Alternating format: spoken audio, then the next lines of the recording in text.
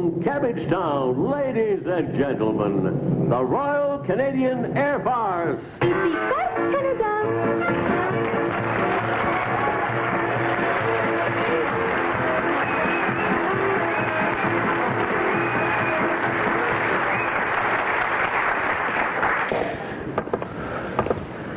Is this the building, Tom? This is it, Irv. This building's a tinderbox. Won't take much to set it on fire. Yeah, terrific. Well, there's no one around. You got the oily rags? Check. Matches? Check. Got the marshmallows? Yeah, and 2 sharp sticks. Ah, great. Got the gasoline? Check. 5 cans of premium unleaded. What? Why didn't you get regular? It's cheaper. It pollutes the air. Ah, good thing. Good guy, you're using your head for more than just a hair holder. Should I pour the gasoline now? Yeah, pour it all over the floor. Hey, be careful. Be careful. Don't worry, Irv. You act like we haven't done this before. Yeah. You ready to light the gas? Yeah, okay. Okay.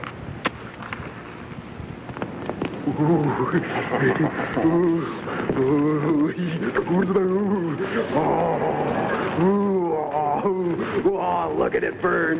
The whole building is going up. Oh, yeah. Oh, I love it. Okay, get ready. Stand by. I'm ready. In 3, 2, 1.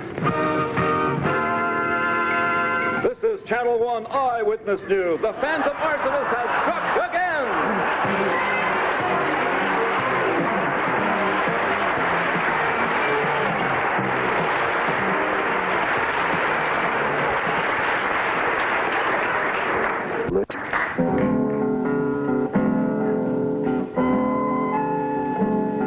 Today, the town of Skokieville lies deserted, a once prosperous community left behind by the 20th century. Yes, it's an all too familiar Canadian story. A thriving town left beached by the tide of modern technology.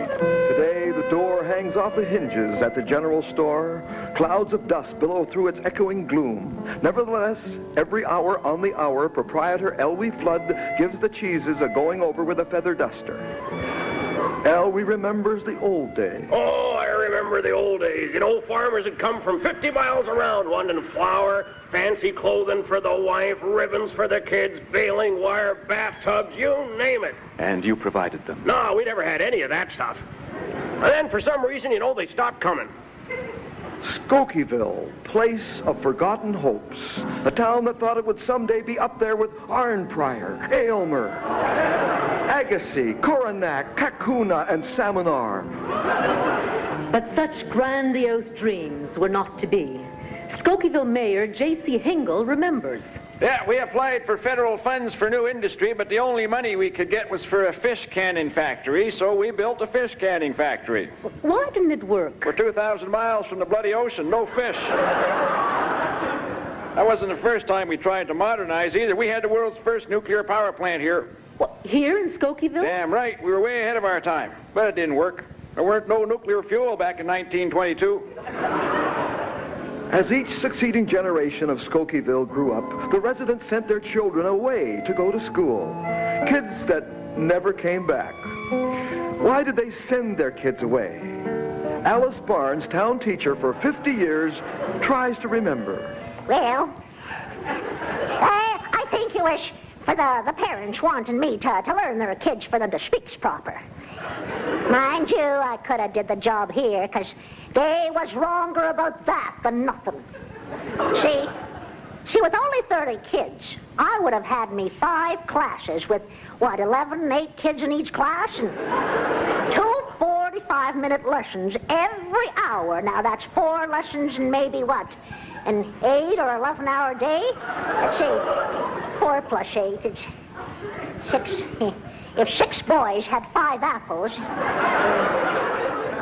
No, I don't know why they sent their kids away. Even the railroad, that vital artery bringing lifeblood to small Canadian towns, stopped coming to Skokieville. One-time railroad supervisor Snedley Hemp tries to remember. We used to send the trains up the spur line to Skokieville regular as clockwork, and we'd say, any timber to go out? They'd say, no. So we'd say, how about wheat then? They'd say, no. So we'd say, how about people? And they'd say, well, don't appear to be any. So we closed the line down. You can imagine what happened then. Yes, all hell broke loose. Oh, nobody noticed. Haven't you been listening? But no one can say that Skokieville didn't fight back. They created a 200-store shopping center on the outskirts of town. It was not a success. As one resident put it, We didn't realize at the time we don't have any outskirts. Skokieville was a clean-living family town where no one slept around. we had no choice, so there were no motels. And many were the attempts to breathe life back into Skokieville. For instance, the plan for strip mining. But the winters were too cold and all the strippers left town. The government spent $1 million on an advertising campaign to encourage tourism. It resulted in only a single visitor, Ralph Klutz. Well, I knew I'd come to the wrong place when a local cab driver pulled over and asked me if I knew where he could find a woman. The population took a further decline when a local travel agency went bankrupt while the whole town was away on a charter flight to Glace Bay. They preferred Glace Bay and never came back. For one brief period in the 70s, prosperity returned briefly to Skokieville. The town announced the reopening of the atomic power plant. Dozens of protesters moved in and tripled the population. Then, attempts were made to attract industry. Industrial Commissioner Durward Fleming remembers. Well, we ripped out the shopping center. It was the mall in the marsh. Well, we didn't so much rip it out, it's just cover it over. It was sunk pretty deep by then. Then we turned it into an industrial park, but it was no good. Why didn't it work? I don't know. We signed up all the big names, Clairtone, Atlantic Acceptance. We had a Bricklin showroom. But you know, none of them ever opened. That's the joke right there. Went over real big in Skokieville. Then came Glenn McFlitt, a real estate man of genius who realized the town's industry could be real estate. It defied all the rules of economics. But let Glenn explain. Well, hey, listen, if everyone sells his house every year and everyone agrees the price goes up 25% a year, well, hey, that gives everyone $20,000 capital gains per year. That means you double your money in 3.6 years. And hey, if you do it long enough, bottom line, everybody becomes a millionaire.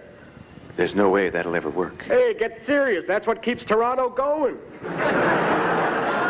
Skokieville, another shattered Canadian dream.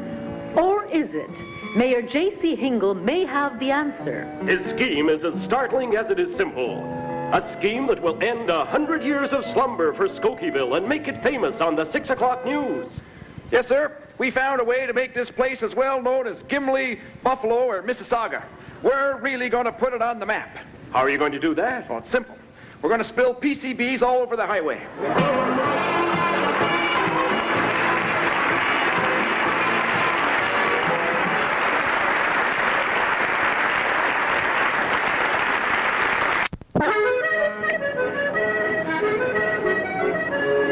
Hey, Beverly Joe, I'm over here. Over here. Good. You made it. Where'd you go? Well, I couldn't find what I was looking for. No sign at all of Wellington's monument. Darren, don't be silly. This is Paris. Here it's called Napoleon's tomb. Oh. Oh, well, I'm famished. Let's eat someplace. Okay, listen, I found a little bistro that No. Oh, no. What? This holiday has just been one little bistro after another. I'm sick of all this French cuisine. Let's find a nice greasy spoon or a burger joint. This is France. They don't have burger joints. Oh, no? Do you see what I see over there? Can't be. Are they golden arches or what? Oh, yeah, but... Okay, come on, let's go in. Oh, boy, oh, boy. Oh, yeah. Oh, our kind of food. And look, styrofoam crockery. Yeah, and those sachets of mustard that squirt all over you. Yeah. Well, it's the real McCoy, all right. Yeah. Seats welded to the table. Yeah, and look at this decor. Isn't it great? It's sort of a, what would you call it, a cross between a shrubbery greenhouse and a Danish unemployment office. Okay, tell you what, you grab a table, I'll go up and get the burgers. Okay. Yes, bonsoir, madame, monsieur, table pour deux. I'm sorry, we're Canadian. We don't speak French.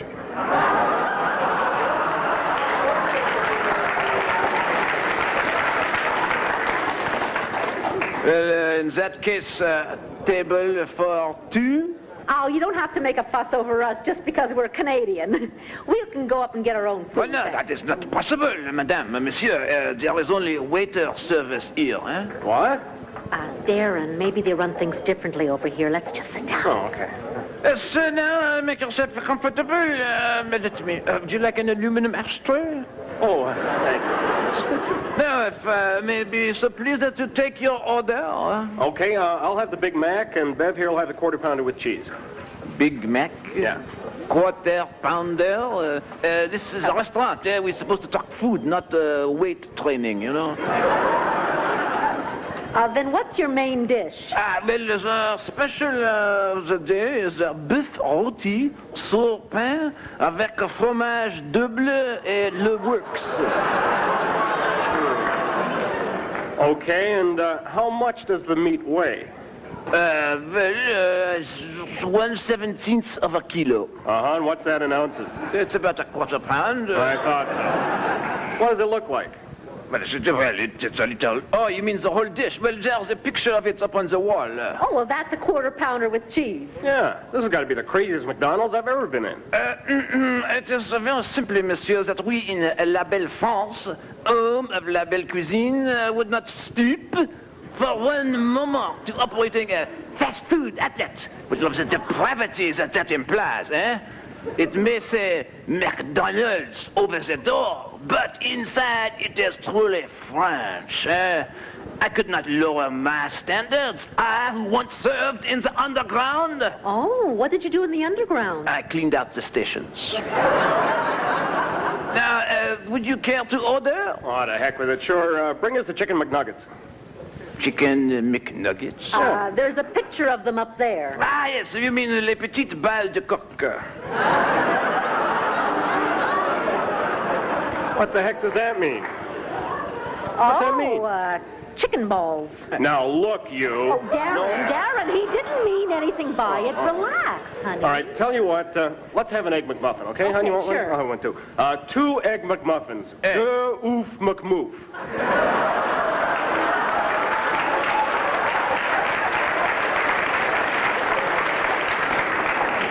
No, I never heard of it. This McMuff, this Egg McMuff, I keep telling you, here we do not have any such thing, eh? There's a plastic picture of it right up there on the wall. There it is. That's sur le bun. Oh, that's it. Listen, buddy, Let me go. Listen, you pretend to be a McDonald's, you serve the same food as McDonald's, you got fancy names for everything, and a waiter service that I don't need. Now, you tell me fast, why are you doing this to me? Well, how else could I serve a hamburger and French fries for $48 plus a tip? I keep telling you, we're Canadian, we don't tip.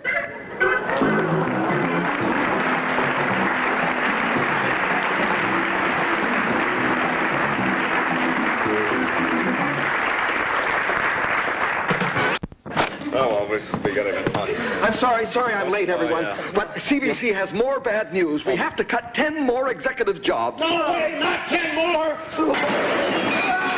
We have to cut 9 more executive jobs. For heaven's sake, these cutbacks are killing us. Rumor has it the budget of the National is next to be cut. Oh, no. Not our beloved National. I'm afraid so. We have to find ways to cut costs. Oh, jeez. I know. We'll replace Knowlton with a hand puppet that looks just like him.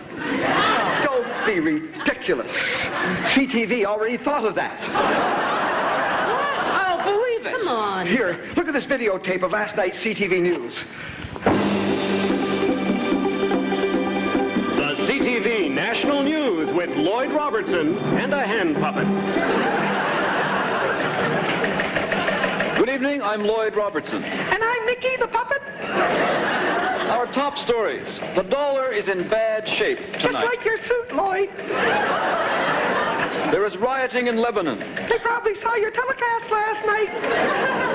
Will someone get rid of the dummy? Okay, come on, out of here. Okay, the dummy's history. Thanks, now the news.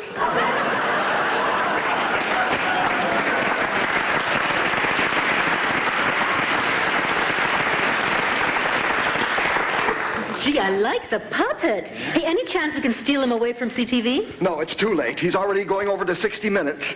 But the point is, we must find ways to cut the Nationals' costs. Well, listen, I got another idea. I know how to save a fortune on location reporting. Yeah, how? Well, we get Knowlton to sit at the desk and just read the Globe and Mail out loud. Okay. We can cut wardrobe costs by having him do it in the nude. And we can call it The Natural. That should boost ratings, too. Look, gentlepersons, the way I see it, there's only one way to make the National self-sufficient. Oh, come on. I mean, what is it? What are you going to do? Add commercials? The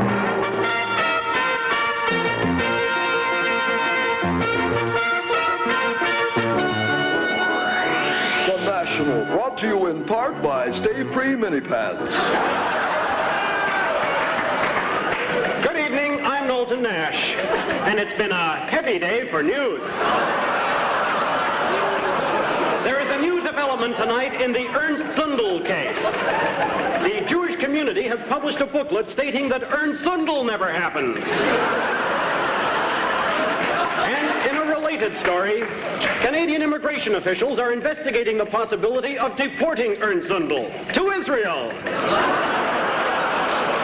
Ernst will be flying via Air Canada, the all-new Air Canada, the punishment he deserves. The airline that gives you more Halifax, more Vancouver, and much more Moose Jaw. In other news, the dollar continues its slide. Here is Mike Duffy with a report. Here in Ottawa, officials at the Bank of Canada say the falling dollar is creating real headaches. That's why bank officials from Aurelia to Chilliwack are reaching for Anacin. Anacin with over 900 milligrams of pain reliever. Anacin used by 62% of all bankers. Mike Duffy, CBC News, Ottawa.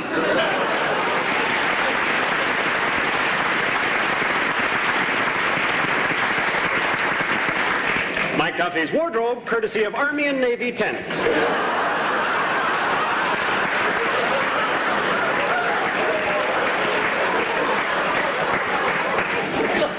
Just before meeting President Reagan today, Prime Minister Mulrooney answered press criticism of his handling of the job situation. The Prime Minister said, What's this concern about unemployment? Look at all the people working in my office. The Prime Minister then suggested that people with time on their hands could get into shape with the new mini gym, saying, melt off those unwanted pounds in time for your next job interview. Mini gym works even if you don't. Well, there was more news from Moscow today. Here is the National's foreign correspondent, Valerie Carruthers. Rumors from the Kremlin persist that former leader Konstantin Chernyenko is still dead, although several witnesses swear they have seen Mr. Chernyenko driving around Moscow in his brand new Ford Mustang. At Ford, quality is job one. Valerie Carruthers, CBC News, Moscow.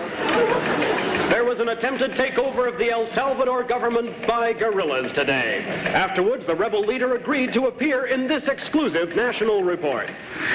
We came very close to a coup today. Me and my amigos, we fought very, very hard for victory. But after a hard day of overthrowing the government, I like to relax and have a Diet Coke. Just for the fun of it, Diet Coke is sugar-free, which is good. One thing, of course, doesn't need is an overweight gorilla.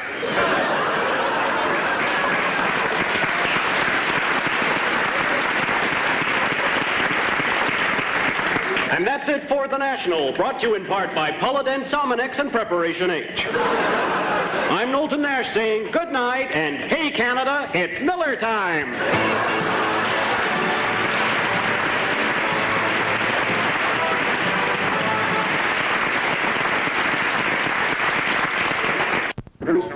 Quiet, everybody, quiet.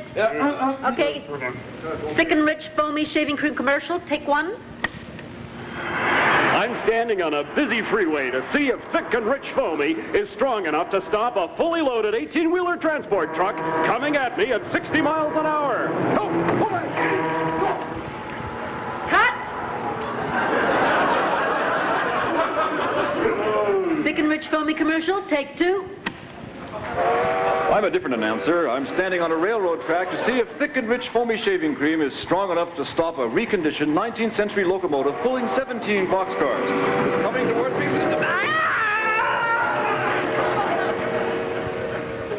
Thick and Rich Foamy commercial, take 3.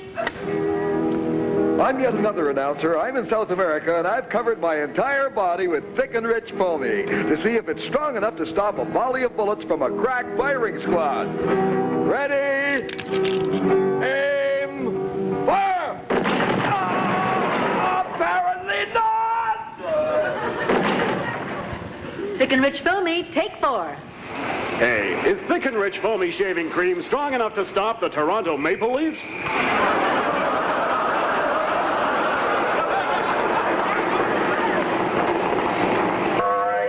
Yes, it is!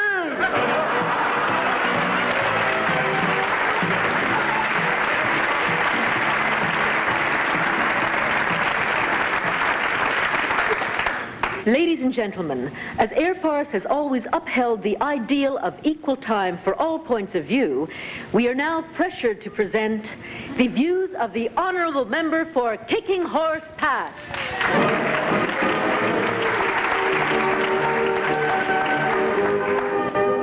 As I travel across this country, I'm often struck by many things and many thoughts. And one thought stays with me, for this is neither the time or the place to be talking about sex. The other thought that stays with me is negativism. Negativism is on the march. Why? Because we're all too willing to accept negatives when they can easily be turned into positives. What about junk mail, you ask? Junk mail. That's not a negative. You simply hook up a chute from your letterbox to your fireplace and keep warm all winter for nothing. That's another thing you can make a positive. Home heating. Turn your thermostat down to 0. It'll save you money and you'll keep much longer. You'll stay as fresh and firm as your McCain pizza. There are so many negatives that can be turned into positives. So many. I know a woman whose blender gave up the ghost on the 91st day of a 90-day guarantee. She didn't complain. She took the blender, added some dirt and a philodendron. Today she has the only 8-speed flower pot in the world. Take rush hour traffic. Negative? I don't think so. It's the perfect way to catch up on your reading as you make your way home. I know a Toronto man who read War and Peace in 6 trips up the Don Valley Parkway.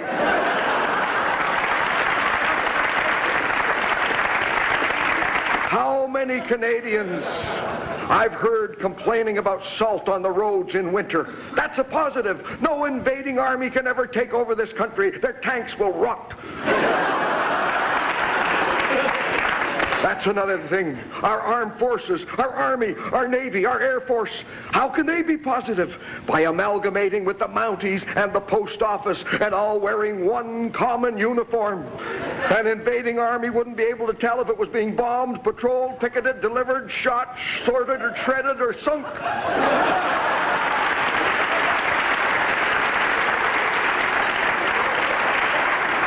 There are so many positives. A major illness is an excellent opportunity to check out how good your medical plan really is. What about divorce, you ask? Divorce provides a perfect opportunity to find out if you can live outdoors without your furniture.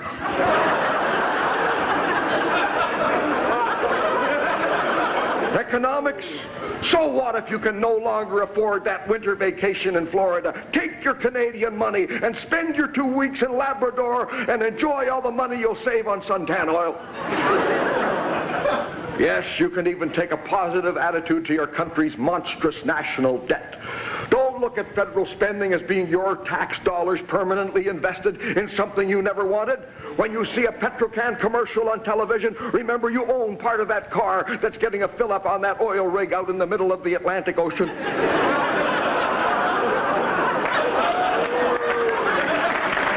Take pride in that commercial. It's ours. So is the national debt. Even that can be a positive. We can transfer that debt to an Irish bank and let it wipe itself out. Before I leave you, and trust me, I will. Let me say this. In our country, we have freedom. We have choice. We can stand up and be counted. We can lie down and be measured. Yes, and even when we die, we have a choice. We can go imperial or we can go metric. It's up to you to choose your casket. Look for the positive in everything. Remember, if you loan a friend $50 and you never see him again, it's worth it.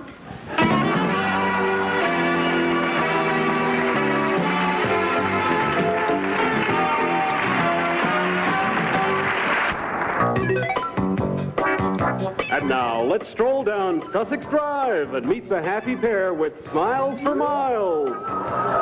It's the Brian and Mila Show.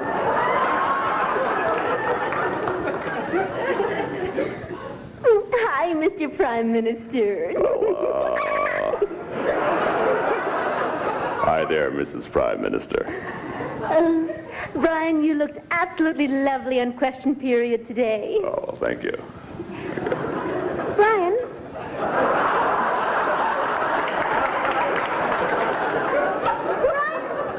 Have you noticed that Joe Clark keeps getting caught off guard in the House of Commons? Well, perhaps on 2 or 3 occasions, my trusted and highly esteemed Minister of External Affairs has been misinformed about events that concern his ministry. Do you think he knows what he's talking about when it comes to Star Wars? No one knows better than Mr. Clark the impact that Star Wars could have on Canada. Oh, well, in what way, Brian? Well, firstly, Star Wars could ensure peace by strengthening the hand of the West negotiators at the Geneva disarmament talks. Well, what else could Star Wars do? Well, it'll strengthen our ties to our strongest ally, the United States of America. And the Right Honorable Joe Clark has indicated that this is so. Ooh, Brian, this is so fascinating. Yeah, I know. Riveting, isn't it? Thirdly, Star Wars technology will spin off into the private sector, making a better life for Canadians. Oh, I bet the Right Honorable Minister of External Affairs said that, too. Absolutely. And fourthly, as Mr. Clark well knows, Star Wars will create new jobs here in Canada. Good job? Absolutely. Okay, name the best job you think will come along in the next year. Minister of External Affairs.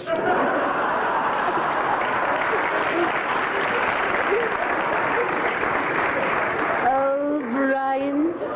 Ooh, I love it when you talk like that. Oh, just like Mr. Reagan. Yes, well, you know, Mila, my good friend, President Reagan, has been very successful mixing showbiz and politics. Oh, I know. You mean like calling his defense plan Star Wars. Exactly. Hollywood comes to government, and I'm going to start doing that kind of thing myself. Oh, how? Well, how's this for starters? Our new Arctic radar is going to be called Ghostbusters. And the title of Michael Wilson's budget is going to be Pennies from Heaven. Hey, listen, what movie title would you pick to describe my government? Oh, your government. Where eagles dare. Oh, I like that. What would you call the last government? Meatballs? I got a new name for the Conservative Party. The Love Machine. Oh, fabulous. What about the NDP? The Bad News Bears. The Liberals? Gone with the Wind. Brian, you know what movie title I'd pick for you? Yep, Superman. No, silly. Jaws. Well, speaking of movies, Mila, have the decorators built our new projection room yet? No, darling, they're working on it. They're going to paint it puce. Puce. 2 shades of puce, and they're going to paint all the principal reception rooms turquoise and salmon. Well, that's awful. The kitchen's going to be chartreuse with a touch of brown. Oh, that's horrible. And all the bedrooms will be flat black. Oh, Mila, 24 Sussex Drive is the most prestigious address in the country. Those are the worst colors I can imagine. Oh, Brian, I don't understand. Well, I thought you liked those colors. Isn't that why we use them to decorate Stornoway? Oh, it's good to be Prime Minister.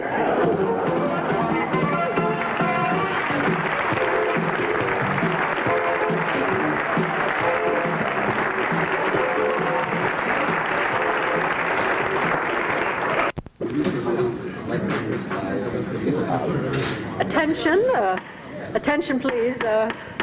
Attention, please, members of the Canadian Businessmen's Association. Now that we've finished dinner, it's time for our guest speaker. He's a government official. Oh, no. First we get the chicken, now we get the turkey. And here he is, senior spokesman for the Ministry of Finance, civil servant Hobart Crump. Thank you, sir. Hello, civilians. I was pleased to receive your invitation to attend this dinner for two reasons. One, it meant the post office was not on strike. And two, it meant the private sector was paying the bill.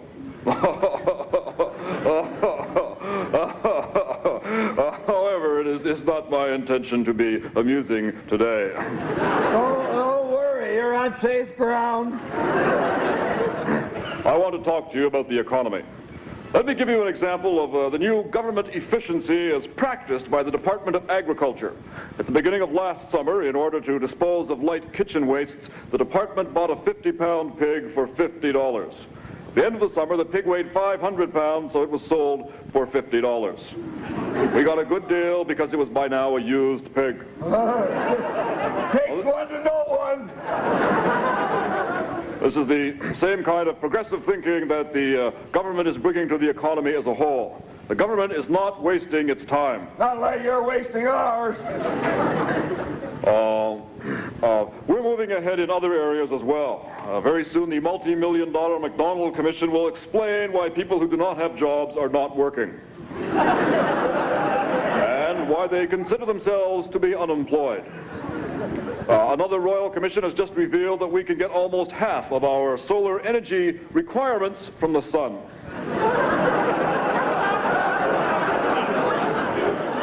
The rest can come from already existing sources of heat, such as light bulbs. We can use you, too. You're full of hot air.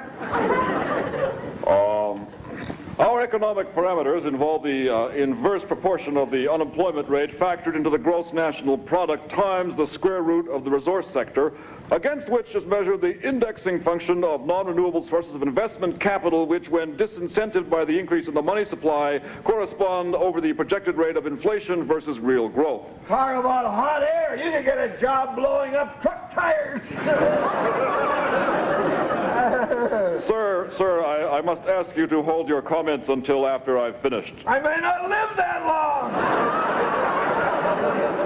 Well, that's too much to hope for. However, I am an invited guest here, a civil servant here to speak to you and impart some knowledge. Well, make up your mind. You can't do both. Sir, I don't need you to insult me. You're right. Do we have another volunteer? You want to insult this loser? I'm not a loser. In fact, I'm known as the civil servant with the Midas touch. Oh, yeah, I'll bet. Everything you touch turns to mufflers.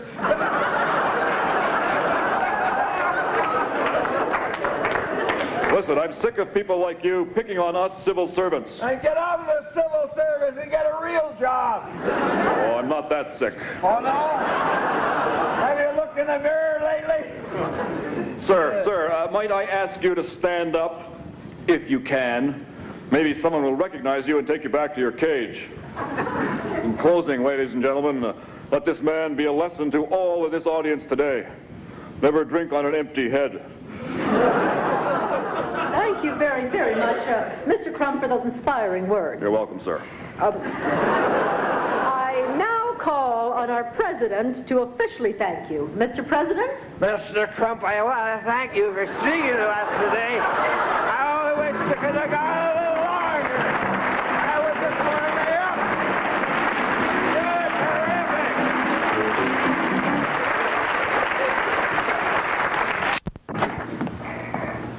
terrific. Morning, boss. Ah, Simpson, come in. How are things in our marketing department? Oh, just fine, sir. Terrific. Swell, nifty, fantabulous, superb. Oh, yes, couldn't be better. Terrific. Everything's great, yeah. Everything's fine. Not really, sir, no. No, our new big chicken coating mix isn't selling very well. Oh, really? Well, how many packages have we sold? 10,000, 20,000, 30, 40, 50,000? Not exactly. Well, how many? None. None? No, sir. Take a look at our progress chart. You know the way some charts go up, some charts go down? You know, some go up and down. Ours is just a straight line on zero. See that chart. October 0, November 0, December 0, January 1. What? 1? You mean there was one sale? Well, one shoplifter. And she returned it. Tell me, Simpson, what's the problem? Well, sir, I've been thinking about it, and I really don't think the public is ready to buy a chicken coating mix called Shake and Barf.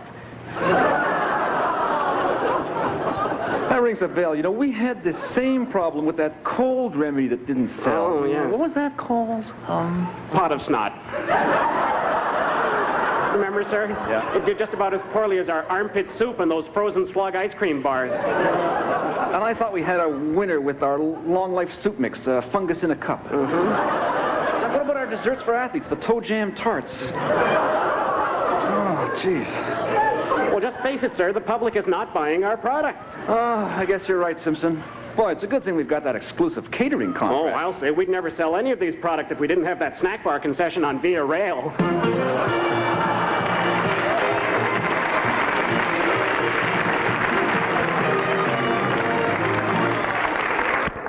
I'm in Aurelia, Ontario to see if people have headaches.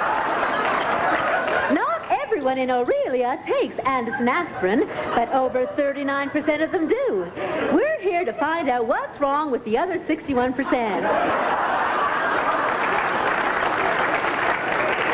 Sure, I get headaches living here in Aurelia.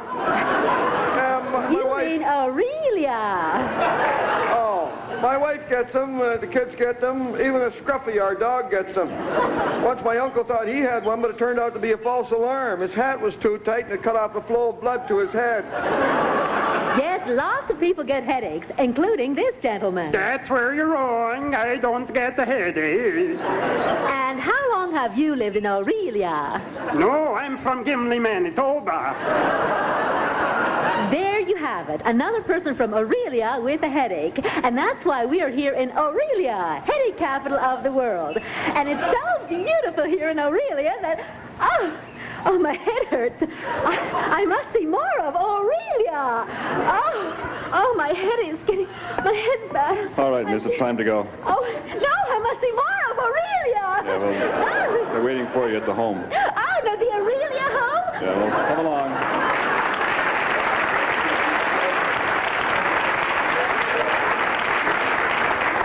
Never let this happen to you. When headache strikes, get out of Aurelia.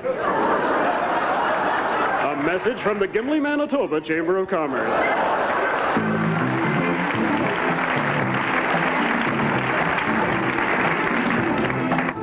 Well, I finished doing that advertisement, Chief. Oh, which one? For the Playfair bra account? Oh, good, yeah. Well, we had that account for as long as I can remember. We sure want to keep it. Yeah. Well, sir, I think this one really ought to move their bras. Let me see. Well, a nice picture. Let's see the headline. Oh, no. No. What's the matter with the headline? Well, I mean, the Playfair bra really fits, gives you outstanding... You can't say that. But it's the truth, sir. It's the honest-to-goodness truth. I tried one on. It really does. Well, I mean, who's talking truth? This is advertising. Oh, that's true. Well, maybe the word in question won't stand out so much, you know. On a 50-foot billboard, those letters are going to be 10 feet tall. Oh, my gosh. Well, that gives the model in the picture a bust size of 44 feet. Well, that's normal. Who do you go out with? On a billboard. Oh.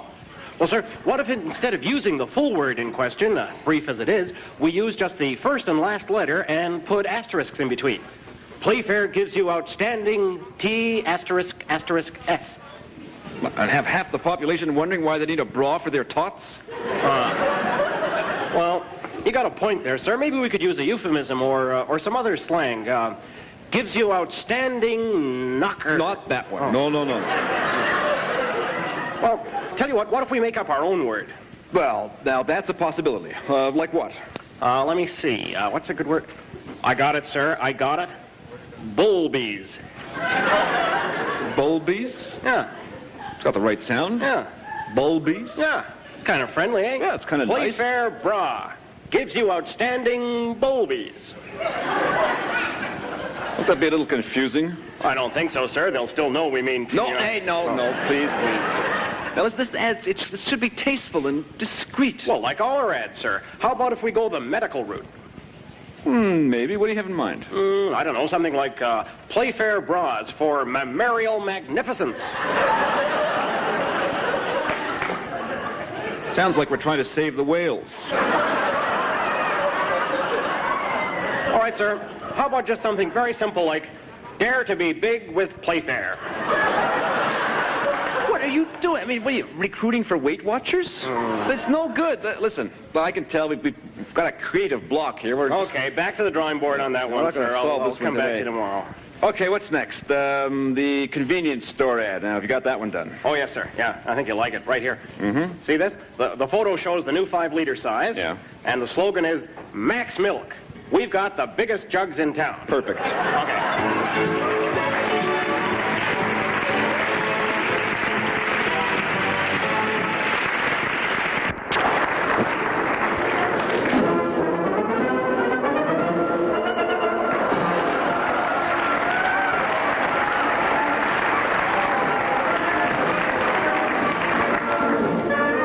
This is Sergeant Renfrew. I was sitting in my lonely log cabin on the 14th floor of Mountie headquarters with my incredible dog Cuddles when the chief called with my assignment. Renfrew, he said, several department stores have reported the mysterious disappearance of their most popular item, Cabbage Town dolls. The world's first rhino dolls. These stuffed wino dolls are incredibly realistic, Renfrew. They have trouble standing up. Mothers love them, and they cost slightly less than a late model Toyota. Cuddles and I immediately rushed to the nearest department store, the one that's hard not to think of, and checked out the doll display area. Every single dolly was gone. All we found was a clue. A card that read, to reorder dolls, call 555-5555. I wrote the number down.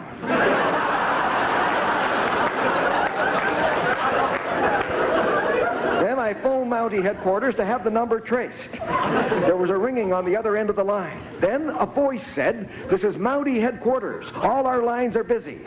Please stay on the line and your call will be taken as soon as one of our operators is free." There was a click.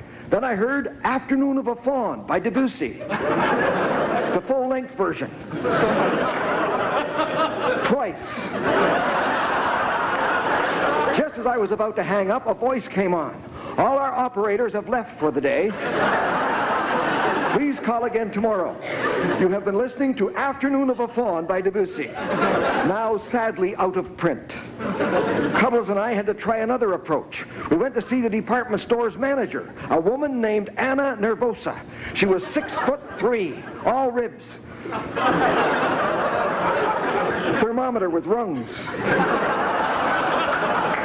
We barged into her office just as she was having her weekly meal, lettuce in a cup. "All right," I said, "take me to your stockroom and show me your dollies."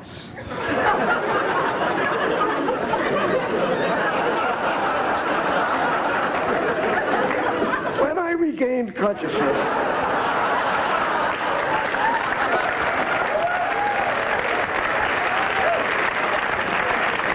I found myself in the department store infirmary, sweltering under a heavy electric blanket. I tried to disconnect it, but the blanket turned out to be Cuddles. Exactly. He hasn't forgiven me yet. When Miss Nervosa discovered who I was, she became distraught. She told me everything. Every time a new shipment of Cabbage Town dolls arrives, she said, I put them out for sale, and before we can get the doors open, the dolls disappear. Then she burst into tears. "I don't know what to do, Renfrew," she sobbed. "Hold me." As I held Miss Nervosa, my secret Mountie beeper went off. "Excuse me," I said, "my shorts are ringing." She misunderstood. "I have to answer a call," I said.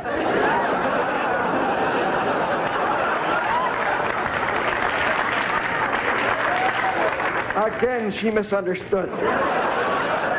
Headquarters had traced the 555-5555 phone number to a man named Carlton Winchester, an admitted door-to-door carpet cleaner, family portrait photographer, and bronze booty salesman. Could Winchester be selling Cabbagetown dolls to department stores, then stealing them back before hordes of depraved parents could buy them, thus creating artificial shortages and higher demand, then reselling the same dolls back to the department stores at a higher price to make gigantic profits? Or was that too obvious? Early next morning, as Cuddles and I hung around the store disguised as Mr. and Mrs. Renfrew, I noticed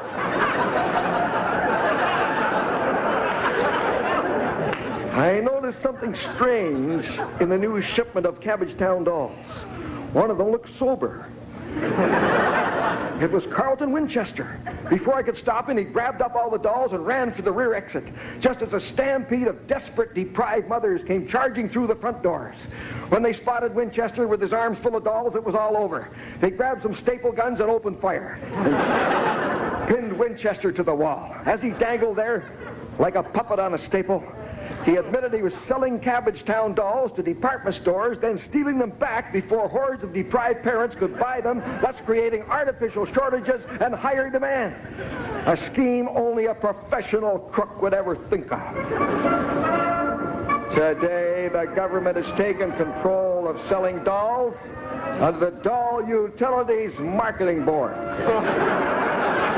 DUMB.